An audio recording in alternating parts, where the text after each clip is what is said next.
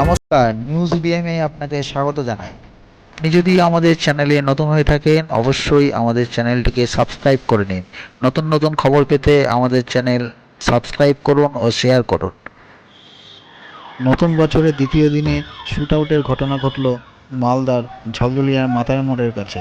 ঘটনার বিবরণে জানা যায়, এদিন তিনজন দুষ্কৃতী আগ্নেয়াস্ত্র নিয়ে স্থানীয় কাউন্সিলর 22 নম্বর ওয়ার্ডের তৃণমূল কাউন্সিলর বাবলা সরকারকে লক্ষ্য করে পরপর বেশ কয়েকটি গুলি চালায়। তার মধ্যে 3টি গুলি লাগে কাউন্সিলর বাবলা সরকারের, যার ফলে তিনি গুরুতর জখম অবস্থায় লুটিয়ে পড়েন মাটিতে। তড়িঘড়ি তাকে মালদা মেডিকেল কলেজ ও হসপিটালে নিয়ে আসা হলে কর্তব্যরত চিকিৎসকেরা দেরি না করে তার চিকিৎসার জন্য অপারেশন থিয়েটারে নিয়ে যায়। ওনার অবস্থার আশঙ্কাজনক হওয়ার কারণে চিকিৎসা চলাকালীন তিনি মৃত্যুর কোলে ঢলে পড়েন। তবে কী কারণে ওনাকে গুলি করা হলো তা তদন্ত করে দেখছে স্থানীয় থানার পুলিশ। ইতিমধ্যে সিসিটিভি ফুটেজে দেখা গিয়েছে তিনজন দুষ্কৃতী আগ্নেয়াস্ত্র নিয়ে বাবলা সরকারের পেছনে এসে শ্যুট আউট করে পালাচ্ছে। তবে শ্যুট আউটের প্রকৃত কারণ কী তা নিয়ে ধোঁয়াশায় রয়েছে রাজনৈতিক মহল।